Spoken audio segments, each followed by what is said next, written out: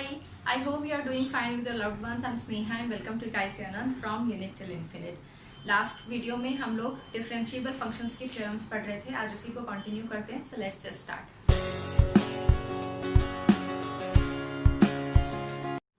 The first theorem is mean value theorem. Mean value theorem दो mathematicians ने दी थी, एक लेग्रांजे एक कॉशी. लेग्रांजे ने मीन वैल्यू थ्योरम दी थी एक फंक्शन के लिए, कॉशी ने वो सेम थ्योरम दी थी या सेम कंसेप्ट था कॉशी का भी, but for two different functions. तो चलिए स्टेटमेंट्स देख लेते हैं फटाफट. So mean value theorem first is Lagrange's and Cauchy's. दोनों के स्टेटमेंट ऑलमोस्ट सेम है, बस फर्क इतना है कि यहाँ एक ही फंक्शन है, यहाँ दो फंक्शन है. Lagrange is saying that f is a continuous function. F is a continuous function on closed interval AB, differentiable on open interval AB, और यहाँ है f and g be continuous on closed interval AB, differentiable on open interval AB. ठीक है. यहाँ एक और condition आ जाती है that g I would say d dash of x is not equal to 0 for all x belonging to AB. मतलब the derivative of the function is not equal to 0 for any x in the open interval AB.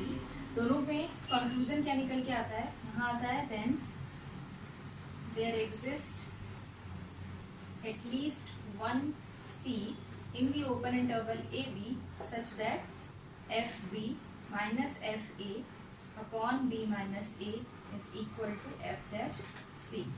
और यहाँ आ जाता है same then there exists at least one point c belonging to the open interval such that fb minus fa upon gb minus ga is equal to f dash c upon g dash c. ठीक है. सो ये है Lagrange's mean value theorem, Cauchy's mean value theorem. इन्होंने कहा if my function is continuous on closed interval, differentiable on open interval, तो मुझे इस open interval के अंदर inside the open interval I can find a point c such that this happens. That means the derivative at c is nothing but मतलब derivative को हम function की help से निकाल सकते हैं. Derivative is equal to f b minus F A upon B minus a. यहाँ पर उन्होंने बोला, कौशिक ने बोला, consider you have two different functions continuous and differentiable on the set interval. वहाँ पर क्या होगा, एंड सच दैट ये जो g है इसका डेरिवेटिव कहीं पर भी जीरो नहीं है.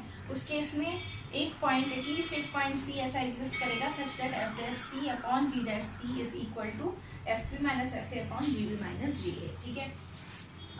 जैसा हम लोग हर प्रॉपर्टी के साथ कर रहे हैं, अगर इसी चीज़ का मुझे किसी तरह से ज्योमेट्रिकल एनालिसिस करना हो तो मैं क्या करूँगी, लेग्रांजे का ज्योमेट्रिकल एनालिसिस ही कर देते हैं. कोई एक फंक्शन है, सपोज ये वाला फंक्शन है ऐसे, ठीक है, कॉन्टिन्यूस है, डिफरेंशिएबल है सब इंटरवल्स पे, एंड मैं सपोज कर लेती हूँ this is A and this is B. Right.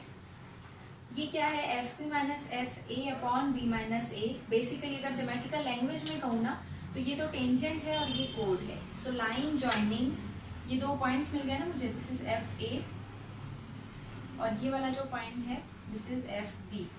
Right. Line, इनको अगर मैं ज्वाइन करके एक लाइन बना दूँ, this is the line joining two points on the curve is always parallel to some tangent to the curve. वो जो tangent होगा, कोई एक टेंजेंट हो, ये वाला टेंजेंट होगा, एक सी मुझे मिल जाएगा सच दैट एफ डैश सी वहाँ पर इस वैल्यू के इक्वल होगा. सो दिस, ये क्या है, line joining any two point of the curve is also known as कोड. तो ये कह रहे हैं बेसिकली ज्योमेट्रिकल लैंग्वेज में लेग्रांजे का मतलब है दैट द कोड of a given function is equal to the tangent on the function at some point. ऐसा एक पॉइंट एग्जिस्ट करेगा सच दैट द कोड is parallel to the tangent. जैसे इस केस में देखो, इफ आई ड्रॉ इसके पैरेलल अगर मैं एक लाइन लेके जाने की कोशिश करूँ ना तो कुछ ऐसे मिल जाएगी ना मुझे. This is the point C, यहाँ पर जो ये टेंजेंट बनेगा, this tangent is parallel to the कोड. सो लेग्रांजे या कॉशी में क्या हो रहा है, हम लोग क्या कर रहे हैं, एक तरह से दो फंक्शंस के रेट ऑफ चेंज का रेशो कंसिडर कर रहे हैं, approximation that is equal to actual rate of change. याद रखो डेरिवेटिव जो होते हैं वो रेट ऑफ चेंज को भी डिनोट करते हैं. This is how we connect derivative to physics, right. Rate of change जो होता है वो डेरिवेटिव होता है.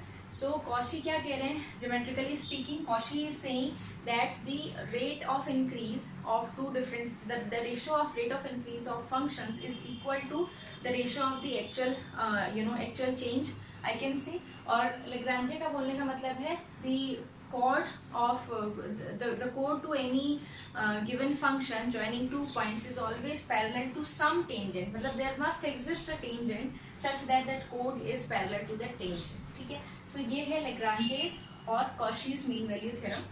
अब Lagrange's मीन वैल्यू थ्योरम के कुछ इम्प्लीकेशन है. With the help of Lagrange's हम कुछ इम्प्लीकेशन निकाल सकते हैं, वो देख लेते हैं फटाफट.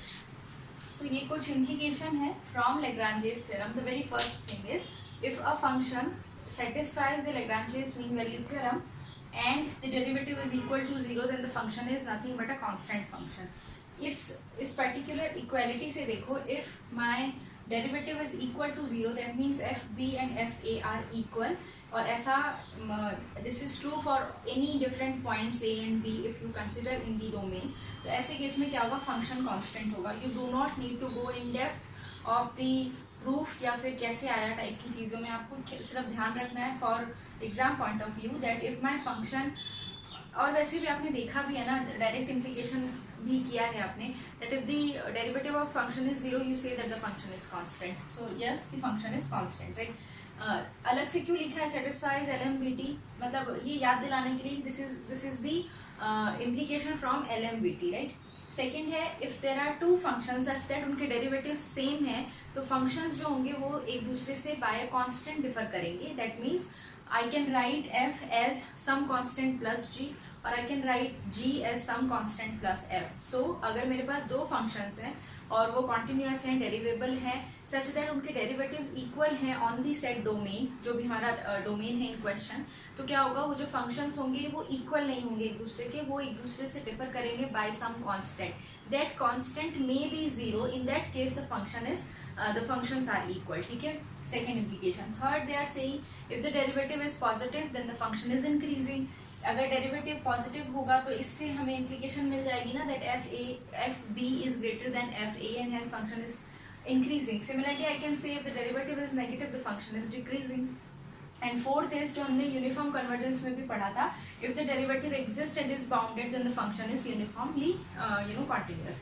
सो मीन वैल्यू थ्योरम में दो पार्ट्स थे, Lagrange's और Cauchy. Lagrange's mean value theorem is for one function, Cauchy is for two functions. Lagrange's का मतलब था दैट कोड is parallel to tangent at some point, और Cauchy का मतलब था that the ratio of the rate of increase is equal to the ratio of the actual increase.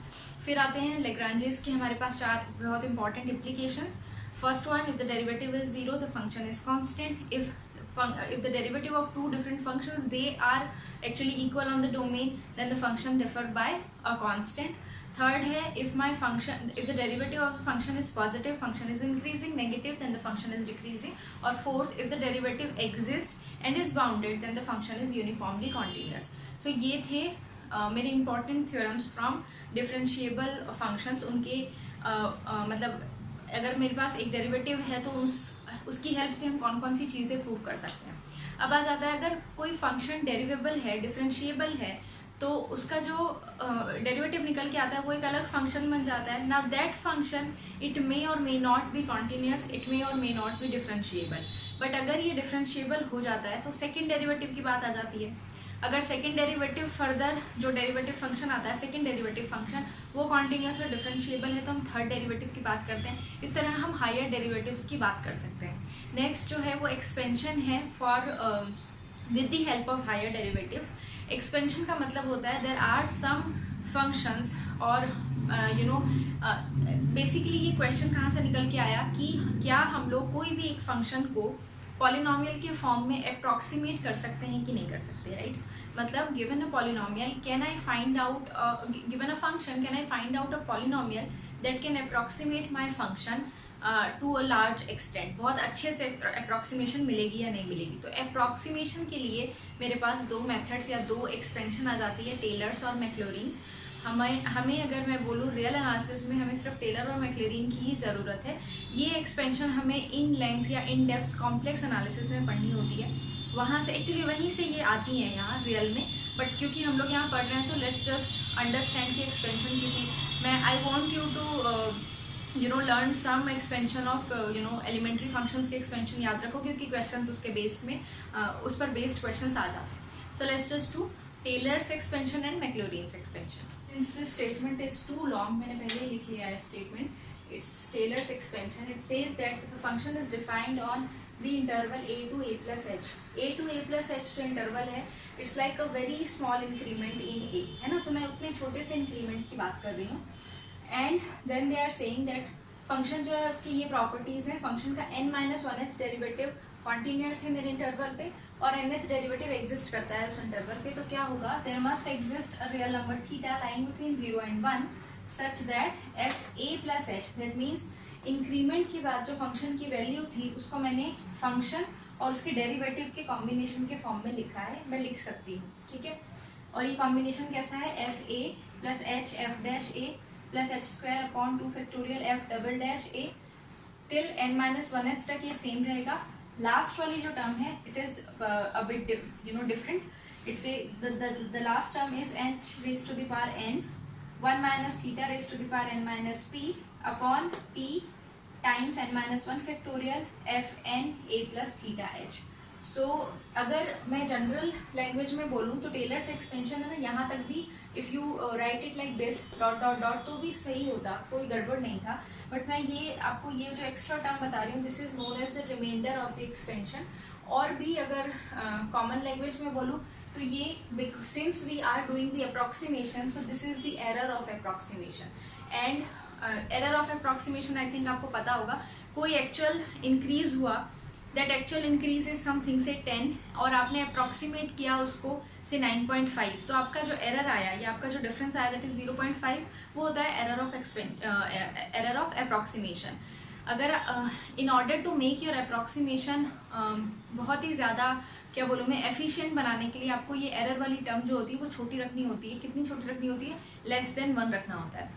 But अगर हमारे पास कोई फंक्शन ऐसा है जिस पर हमने ये एक्सपेंशन लगाया such that this remainder it is going to, देखो ये रिमाइंडर जो है ये n के ऊपर डिपेंड, इसमें बहुत सारे फैक्टर्स हैं जिनके ऊपर वो डिपेंड कर रहा है। जैसे it is depending on n क्या है, p क्या गिवन क्या है हमें p, और थीटा क्या है, तो बहुत सारी चीज़ों पर डिपेंड कर रहा है। a क्या है उस पर भी डिपेंड करता है। In order to make my approximation very efficient या almost equal to the exact thing, मुझे क्या करना होता है? इस रिमाइंडर को I have to check whether the reminder is going to 0 और not. So I have to look for in the expansion I have to look for the remainder term and then I have to judge whether the remainder term is going to be 0 or not as n is approaching to infinity। अगर ऐसा होता है तो हम कहते हैं कि हाँ ये जो हमारा एक्सपेंशन है बट किसी भी गिवन फंक्शन के लिए दिस इज लाइक करेक्ट है ना, ऑलमोस्ट करेक्ट हो सकता है, राइट?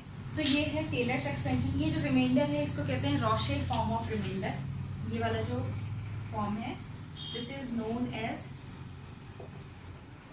रोशेस फॉर्म ऑफ रिमाइंडर, ठीक है? ये रिमाइंडर्स में इसलिए भी बता रही हूँ क्योंकि मल्टीपल चॉइस क्वेश्चंस में ना ये भी क्वेश्चन पूछ सकते हैं कि टेलर्स एक्सपेंशन में रिमाइंडर का जो फॉर्म था वो कैसा था, तो आपको ये थोड़ा लर्न करके रखना पड़ेगा कि ये रॉशे फॉर्म ऑफ रिमाइंडर इस तरह से होता है ना। इसी रिमाइंडर को मैं अलग अलग वैल्यूज, जैसे ये p पर डिपेंड करता है, राइट? p पर क्या वैल्यू होगी, या ये वाली वैल्यू मैं कहूँ एक्चुअली p को चेंज करके मैं दो और तरीके के रिमाइंडर्स निकाल सकती हूँ, ठीक है? When p is equal to, यहाँ लिखते हैं when in the remainder, right? In the remainder term, in the remainder when p is equal to n, तो ये रिमाइंडर चेंज कैसा हो जाएगा? The remainder will become p is equal to n पे remainder होगा h raise to the power n 1 minus theta raise to the power n minus n which is 0 upon n into n minus 1 factorial becomes n factorial f n a plus theta h, right. So when p is equal to n, तो इसे हम कहते हैं Lagrange's form of reminder. बहुत ही simple form होता है H N upon n factorial f n nth derivative of f at a plus theta h. This form is known as the Lagrange's form of या Lagrange's remainder. Lagrange's form of remainder, right? ये वाला. इसी तरह if I substitute p by 1 वो बन जाता है Maclaurin's remainder. यही substitute कर देती हूँ. If p is 1 तो ये कुछ ऐसा बनेगा h raised to the power n 1 minus theta n minus 1 upon n minus 1 factorial the nth derivative of f at a plus theta h. This form of remainder is known as Maclaurin's remainder, नहीं Cauchy's remainder. Maclaurin's तो series है only. Cauchy's remainder, Cauchy's form of remainder, right? Remainder. Maclaurin जो मैं बात कर रही थी, if somehow मतलब if I have to find out the approximation of the function around a, देखो ये जब हम a to a plus h की बात कर रहे हैं तो ये हो रहा है approximation about a, है ना. अगर इस a को मैं 0 से सब्स्टिट्यूट कर दूँ ना तो ये जो एक्सपेंशन बनकर आएगा इसको कहेंगे मैक्लॉरिन्स expansion. Substitute a by 0 and a plus h by some x, तो h क्या बन जाएगा x minus a, है ना. अगर मैं इतना सा सब्स्टिट्यूट कर दूं, a को 0 लिख दूं और a प्लस h की जगह मैं लिख दूं, ये 0 प्लस h हो जाता है ना, उसको मैंने x लिख दिया x, तो h क्या बन जाएगा x माइनस a. अब जो ये एक्सपेंशन निकल के आएगा this is known as the Maclaurin's expansion. मैं लिख ही देती हूँ. आई होप ये रिमाइंडर वाली टर्म आपने नोट कर ली होगी. Roche form of reminder and Lagrange's and Cauchy form of reminder. ठीक है. मैक्लॉरिन्स में क्या करना है मुझे, I just have to substitute. यहाँ मैं लिख रही हूँ Maclaurin's series, Maclaurin's series और expansion, I should say expansion. ठीक है. क्या करना है मुझे, a plus h will be substituted by x, a by 0 and h by x minus a. तो बस इतना सा चेंज करने के बाद जो मेरा फंक्शन या जो मेरा सीरीज बन जाता है this is known as Maclaurin's series. इसका जो रिमाइंडर फॉर्म आएगा वो कुछ इन्हीं लिख देती हूँ मैं रिमाइंडर. द रिमाइंडर विल यहाँ पर क्या होगा, h क्या है x minus a raise to the power n 1 minus theta raise to the power n minus p times n minus 1 factorial and this will become f n a I know is 0 theta plus h theta into x minus a. कुछ इतना सा बन जाएगा. This is known as Maclaurin's expansion. इसमें भी इस reminder को आई can change. ये रॉशे फॉर्म ऑफ रिमाइंडर हो गया. p इक्वल टू 1 के लिए Cauchy, p equal to n के लिए Lagrange. I can change them. ठीक है.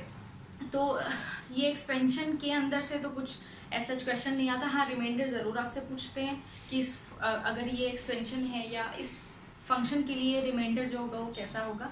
जो मेन चीज़ जिसके लिए हम ये पढ़ रहे हैं वो है एलिमेंट्री फंक्शंस के एक्सपेंशन.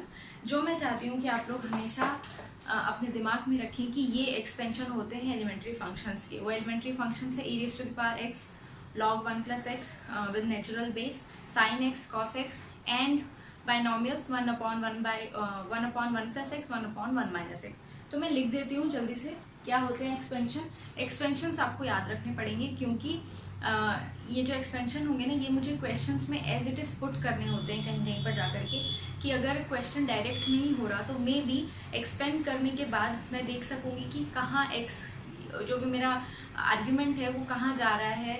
फॉर एग्जाम्पल आपसे किसी ने पूछ लिया e raise to the power -2x² का लिमिट बताओ क्या हो रहा है. आपने बहुत एलिमेंट्री क्वेश्चन है, आपसे डायरेक्ट मेथड से नहीं हुआ तो आपने क्या किया उसको एक्सपेंड करके देखा और फिर बताया कि हाँ एक्सपेंशन करने के बाद as X is approaching to whatever limit you want say plus infinity, तो एक्सपेंशन के बाद आपको पता चल जाएगा कि फंक्शन की लिमिट कहाँ पर होगी.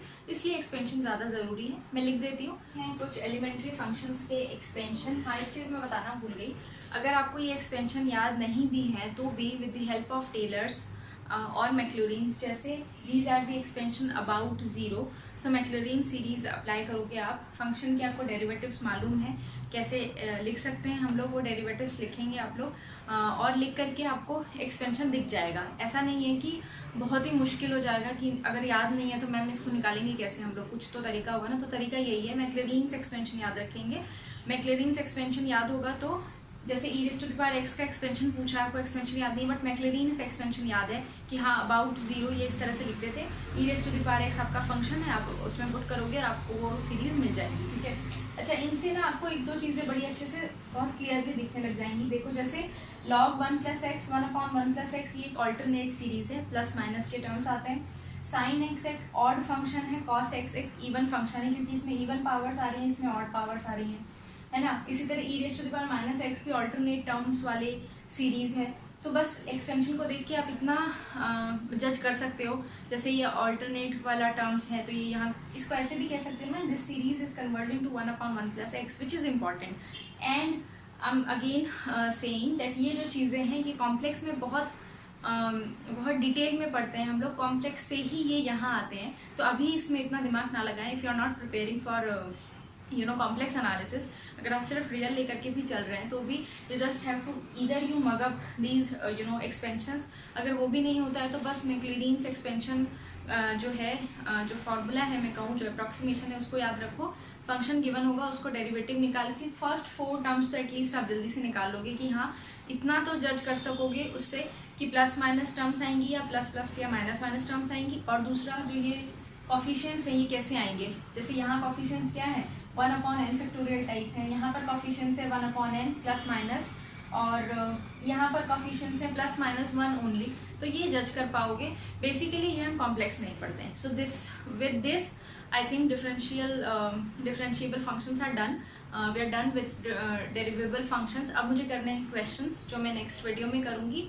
और बाउंडेड वेरिएशन फंक्शन का रह गया है विच आई एम थिंकिंग कि मैं इंटीग्रेबिलिटी जब बताऊंगी, जो मैं स्टार्ट करने वाली हूँ उसके साथ में इंटीग्रेबिलिटी के साथ में बाउंडेड वेरिएशन हो जाए।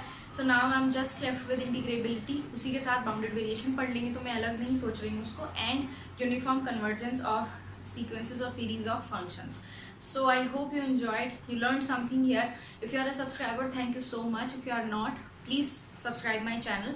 और एग्ज़ाम तक हम बहुत अच्छे से रियल एनालिसिस कंप्लीट कर चुके होंगे विद क्वेश्चंस, बहुत सारे क्वेश्चंस भी कर चुके होंगे। तो फिर मिलते हैं next. Till then take care, bye.